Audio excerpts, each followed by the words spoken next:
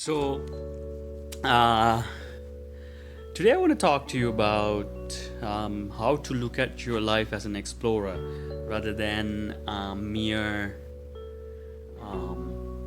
merely being a push around by the extent the circumstances you're in. Like essentially, I want you to show having a perspective where um, it makes sense for you to become an explorer rather than a mere victim of the situation and the circumstances you're in.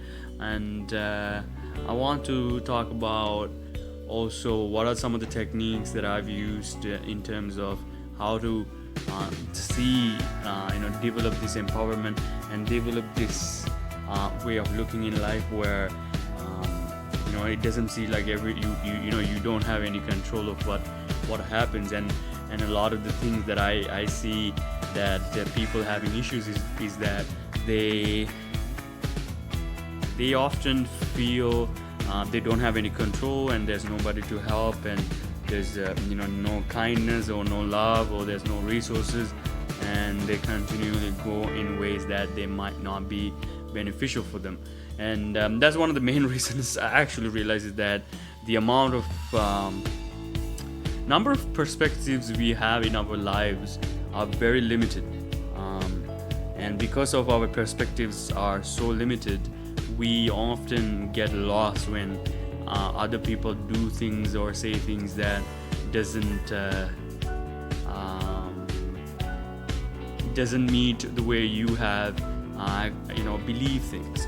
So I want you to understand that we are essentially living in this self-created, or share what I see it as a shared reality, or shared dimension, or shared co-creation that we are essentially participating with one another in order to explore different things, different aspects of life. It could be exploring aspects of business, is exploring an aspect of being a musician. Some people explore aspects of being a tennis player or basketball player, and some people, in my opinion, explore also being a victim. They want to know how they feel when their choices taken away from them.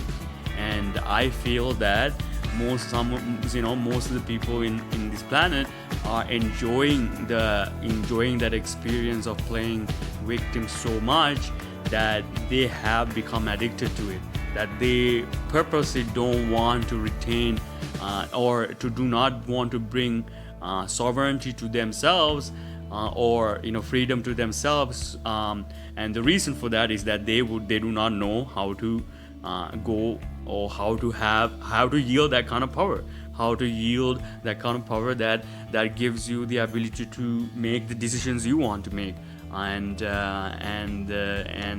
being responsible for all actions. So for example, if I were to tell you this perspective, where all the things, even the bad things and good things that have happened in your life, happen because this is the exact same things you have done for other people who have gone through a lot of difficulties in their life, or who have been abused or whatever, will feel that this is not the case at all. It's that the system has made them feel that way, which is a completely understandable and valid point in that perspective, and you need to understand where they're coming from. But there's also what we do is that we take on this information, and then we make it so real, and then we continue to live by it. And essentially psychology talks about this, and it's known as a self-fulfilling prophecy.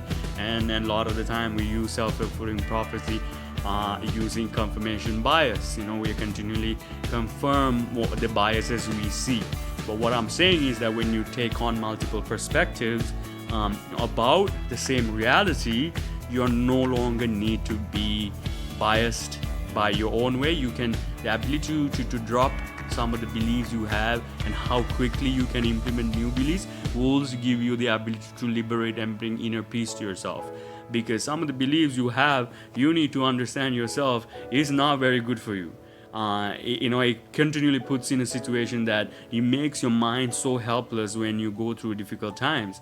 One of the times is that, before, say that, your parent passes away or somebody passes away, you think about all the things that you couldn't do for them, and all the things that they could, that, you couldn't, all the things you couldn't do for them, and all the things they have done for you, and you couldn't repay that, or whatever, or whatever the things that you think about.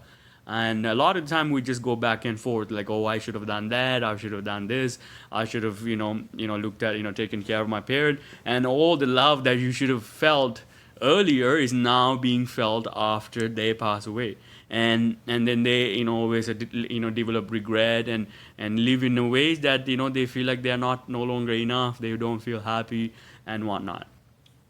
But what I'm saying is that, instead of, waiting those things to show up, or those real realities to show up, you need to realize that these things are these are, at the end of the day, inevitabilities. You realize that if you can bring your death, the concept of death, closer to you, more closer to you, like, imagining yourself, you can pass away tomorrow, the next moment, and, your loved one can pass away next moment tomorrow, you will be starting to do things really differently. At least this is my opinion. I feel like you will be, you would start to feel that, how it feels to not have them around and not be able to do the things that you wanted to do for them. So what I recommend you do is that bring that, maybe bring your, if that's what you need to really see what you should be doing in your life, kind of get a clarity in terms of what direction you should be moving towards your life. Maybe, imagine these things are happening. Imagine, you not being there anymore.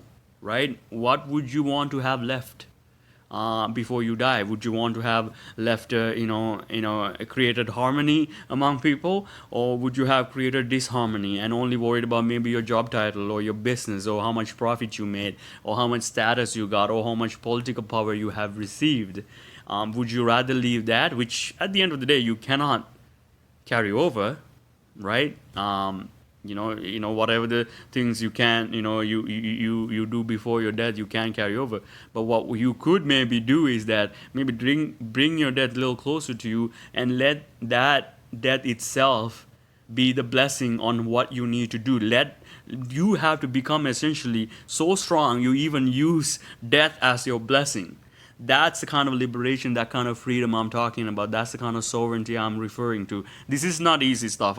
This is pretty heavy stuff. Even if you look at Stoicism and things like that, even though it talks about death, it doesn't look at even death as a, it's something, it graces the idea, we should contemplate that, but it's hard to look at death as a blessing. But what I'm saying is a little further. What I'm saying is you should be looking at your death as a blessing that will guide you, the decisions you should be should be making in your life. So if you feel like, hypothetically, somebody, dad or mom can pass away, and maybe you should be treating them properly from the day. What I'm saying that treating properly is give your best. What I mean by give your best is give whatever you can give at that point to them. So when they do pass away, or when they're not around, you're not going to regret, like, what I couldn't do for them, because you thought there was other things in your reality that was more important, right? So, things like that. I want you to realize that a lot of the things that we don't know how to make proper decisions on our lives is because we fail to face hard realities, because we haven't strengthened our mind to go through this pain and suffering. And some people but some people often try, I don't want to have this pain, I'm not going to think about it, I don't, every time I think about it, it makes me nervous. Well, if you were to take actions that always pushes you away from the reality of things, maybe you might not be willing to be exposed to the truth or the reality of things on how to handle these things either.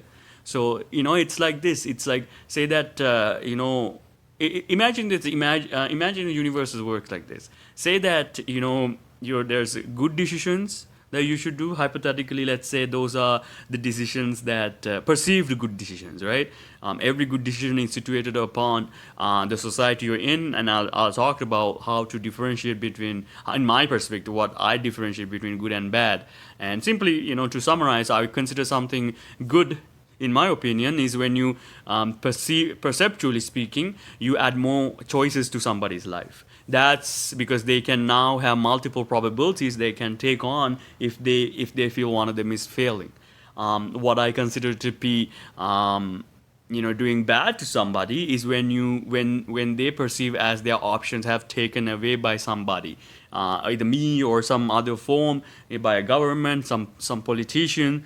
They feel they have been victimized, but when they are taken away from me, it's weak. I feel it's a little bit of weak-minded attitude, because you need to take you need to take a responsibility. This is where you're wishing to live right now, right? This is where you have bound yourselves into, relationship in this reality. Only thing you can truly do is to be kind to yourself, and not to be harmful when those things, when things don't go necessarily your way.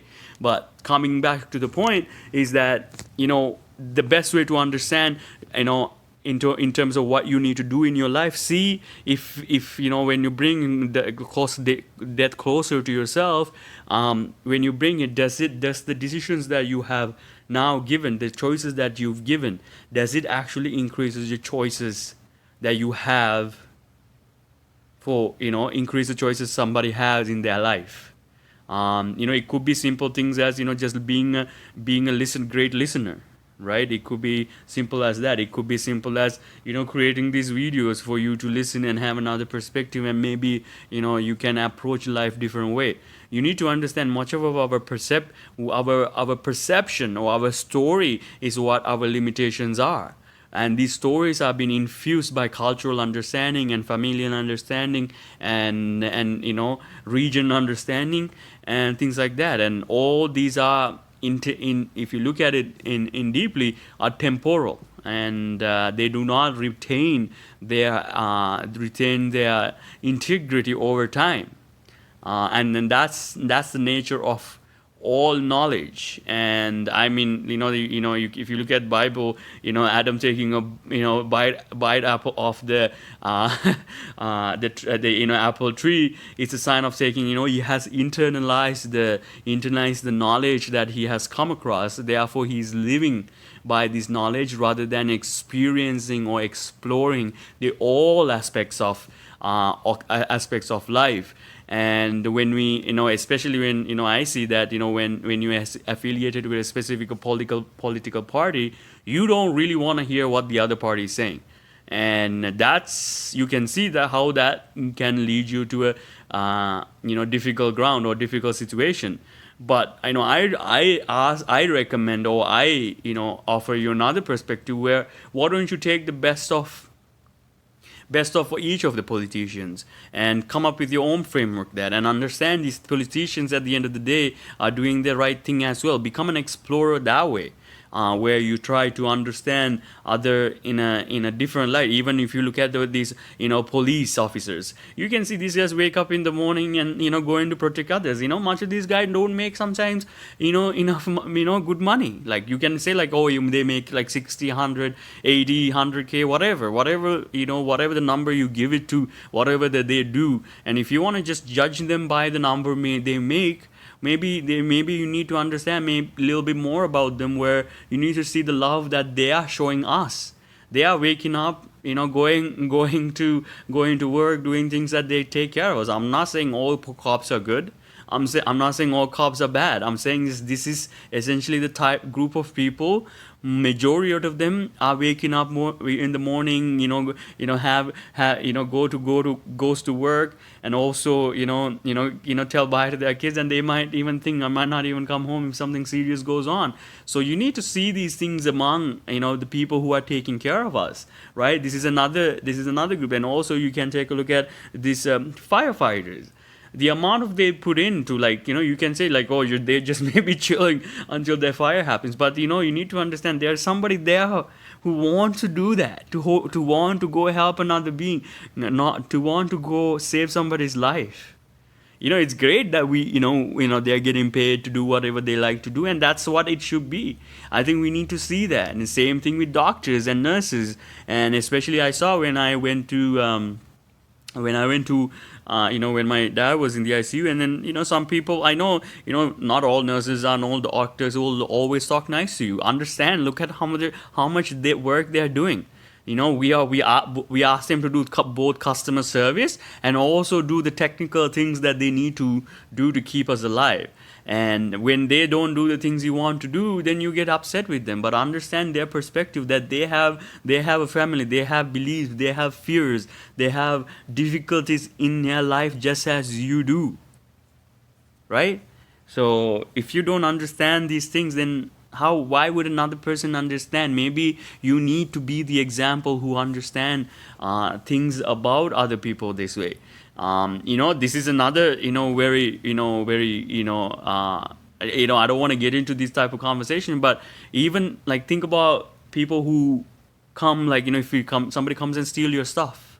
I had a person where, they every time my sister would order something from Amazon, this person would, come in and take our stuff in front of our door. But you need to understand, instead of just yelling at the guy and cursing him for taking our stuff, imagine the situation and the perceived deprivation he feels in order for him to do that. For him to go to somebody's house, take something that is away from them, that he needs to lower his own consciousness, lower his own understanding in order for him to feel a little bit secure. Because he believes if he were to steal and equalize this injustice by taking things other people, it will bring him peace. Do you really believe these people should be subjugated to punishment, or rather we should be understanding these guys and try to find a way to guide them in a proper way when they are caught? And you know what I mean? And rather than trying to just subjugate to our the most worst type of punishment, where we put them with other criminals that they get educated to do more deeper way of doing criminal activities, right? So I feel like we still works in a very primitive mindsets in terms of handling our business, and I feel that it goes all around in terms of the primitive mind, where we still fight and have wars about imaginarily made lines on the planet Earth. We are willing to be murderers and kill other people to make sure that our imaginary lines are properly drawn. This is how primitive we are. We are okay with funding these companies and these organizations through our money to consume these military weapons by these organizations and create these imaginary lies and create this fear-based attitudes, and then we yield into them, and then we play a huge role in playing this victim card, where people explore this playing victim during this fear-based attitude creations, right? Like you can see this is primarily responsible by media, obviously. You can see how their whole point is that people want fear in order for them to feel good, so they feel secure when they have things around them. But it also creates a lot of people who are scared, people who are scared to take the do the right thing. They always think the other person is out to get them. So why would wonder why would I be thinking properly about somebody else? Well, that is what I'm saying is the issue. Imagine everybody works and does things that only concerns themselves, and they would not grow in any further. Imagine everybody in the world do not care about other people, do not give any donations, do not care about the livelihood of another being, their inner peace, their harmony. Why would you have that inner peace, harmony, or freedom in your life if you're not even offering somebody else these things? We need to answer. If you're not even standing up for other people's rights, if not standing up for other people's freedom and harmony, well, then why would harmony and freedom be given to you? These are questions that you need to really ask yourself, and you really need to ask it. That the trouble sometimes you put in yourself is that you believe these things that are external things, like getting an iPhone, getting a degree, is so important. And if you feel that if you don't get these things, that you will struggle in your life, and then you create these fixes and patches that will help you move through your life in a much easier way. But you need to understand, more you yield into these fears and other people's opinions, more you go into this playing this victim role, and then victim drama, and then it continues, and it can go forever and ever unless you realize that you are the one who's bringing these things, like external things from the outside world, like thinking, coming across, learning about like how to do Salesforce, getting a certification program in IT. You are the one who's bringing that and putting in your front of your face,